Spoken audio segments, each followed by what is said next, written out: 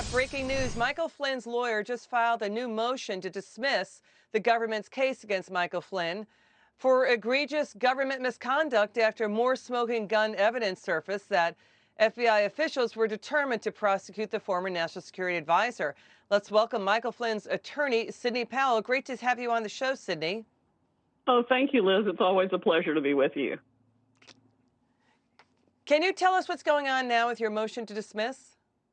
Yes, we just filed a second supplement to our motion to dismiss, and this supplement includes 11 pages of documents the United States Attorney from Missouri produced to us yesterday as a result of his review of the prosecution by the Special Counsel's Office and the U.S. Attorney for the District of Columbia.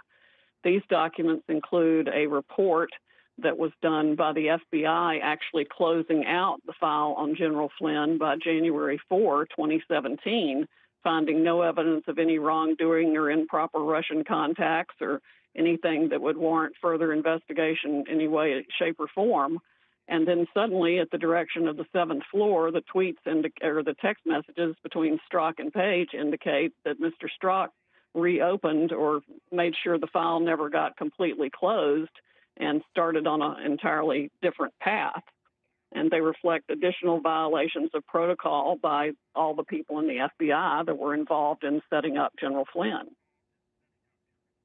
So it seems that Peter Strzok on January 4th was saying, keep the case open against Michael Flynn. Do not shut it. And later that day, he texted Lisa Page to say it is, quote, serendipitously good that basically we're keeping the case open. And then she texts back, quote, phew. So this is on the news that basically there's more documents revealing that the FBI at that time was either trying to get Michael Flynn to lie or to admit to violations of the federal Logan Act. I mean, Senator Chuck Grassley was on our show last night saying you should throw the book at these guys. You should hold them accountable. Your reaction?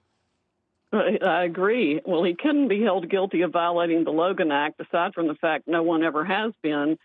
He was doing his job as a member of the presidential transition team. That's all he was doing, his job. Even the government admitted in the case in front of Judge Sullivan that there was nothing at all illegal or improper about his phone conferences, which was actually just one phone call that kept getting dropped with Ambassador Kislyak. So that was all hogwash, and they knew it. Brady material already produced showed us that they knew there was no real Logan Act violation. That was one of their many pretexts for trying to interview him. So the newly released handwritten notes from an unnamed senior FBI official show the FBI agents debating, quote, what is our goal, truth/admission, or to get him, Michael Flynn, to lie so we can prosecute him or get him fired. I mean, legal experts say this should send chills down everyone's spines. Inside the FBI, the attitude was there's violations by the Trump campaign. The Russia probe was underway. There was a push to do something about it. But, you know, we talked to legal experts. If you just strip away all the names and, you know, they're saying that this is really a constitutional problem, what the FBI officials were doing now. I mean, the notes also read, quote, if we're seen as playing games, the White House will be furious. Protect our institution by not playing games. So they're really striking and stunning, these notes. Oh, yes. And then they went right about ignoring the advice to not play games. And that's exactly what they did, because they had a meeting in which they decided purposely to keep him relaxed and unguarded, to not even mention the admittedly recognized requirement of at least mentioning a Section 1001 violation, which is a false statement punishable by 5 years in prison, because they wanted to keep him relaxed and unguarded and not even realizing he was the subject of an interview. And if you go back and listen to the entire... No, in fact, he does not recall the word lawyer coming up in the conversation, and I'm pretty sure it didn't. I think McCabe's memo was a CYA thing for the file for himself that the government has relied on here and there. But that same memo reflects, and General Flynn does know this, of course, that they had transcripts of his conversations with Kislyak, so they didn't need to talk to him about those at all. They knew exactly what he'd said. By the way, Michael Flynn shared a video of the American flag. He tweeted it out, a video of the flag waving in the wind shortly after this news broke. The notes also show that FBI officials, and by the way, the notes appear to have the initials of William Priestep, the head of the FBI's counterintelligence division at the time, and relate to a Yes. meeting with the Bureau's then Deputy Director, Andrew McCabe. McCabe was the one who ultimately called Flynn that day to say, you're going to meet with Peter Strzok and another FBI official. The notes also indicate basically that Peter Strzok and Lisa Page were debating when to apprise Michael Flynn of his so-called Miranda rights under 1001. What was your reaction when you saw that in the documents? Well, I was expecting that also because I already knew from prior disclosures that they had decided not to even mention a Section 1001 violation to him, much less warn him of his legal rights to remain silent, et cetera. The full Miranda warnings were not given. They were never even contemplated giving him the Miranda warnings. The most they were even considering doing was say, oh, well, as you know, this could be a violation of Section 1001, or it's a violation of Section 1001 to make any kind of false statements. That was the most they were going to say. And yet, despite advice of counsel, they literally did not even do that because they wanted to keep him relaxed and unguarded in case their plan to get him out of there did not work. And he wound up being the national security advisor for the new administration for the entire time. And, there could be hell to pay. He already knew and was trying to audit all the intel agencies for their egregious abuses. And he had already exposed the problems the Obama administration had with ISIS and the Afghanistan war debacle and any number of other things he had blown the whistle on while he was in the Obama administration. So God forbid we have an honest person speaking out and working in the Trump administration to get some of this mess straightened up. It's legal experts we talk to are astounded. Former FBI directors at the Bureau are astounded at what's going on with Michael Flynn. You've been trying to get these documents. You and your team have been trying to get these documents for years. It appears, are we correct in saying, in reporting that it appears that these documents have been withheld from your team and are even more potentially exculpatory documents forthcoming? AG Barr continues to look over the Justice Department investigation into the handling of the Flynn case. What's the status of both those questions? They've already told us more exculpatory documents are coming. They have more to produce. And yes, it's obvious they have been withheld from the very beginning of the case because most of what we've gotten so far actually predates the interview of General Flynn on January 24th.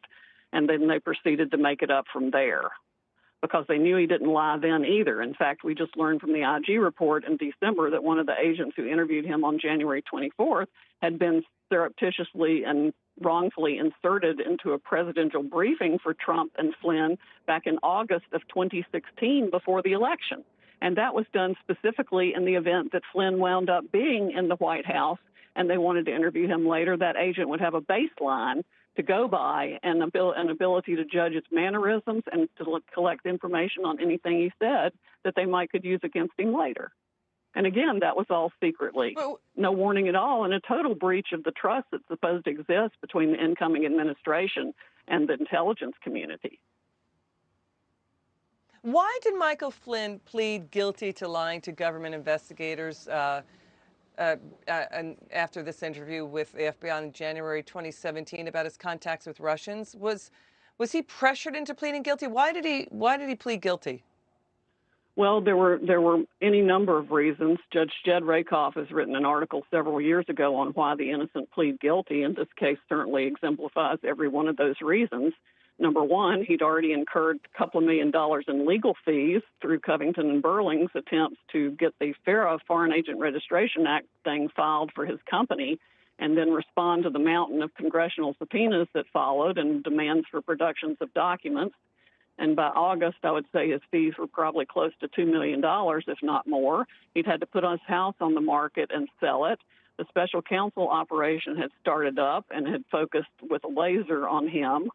And they were threatening to, all of a sudden they put enormous pressure on him, threatening him to indict his son, who just had a 4-month-old baby, and indict him the next day if he didn't enter a plea of guilty. Come to find out, that he did that. And the very next day, the news broke about the Strzok page text messages, how bad all that was.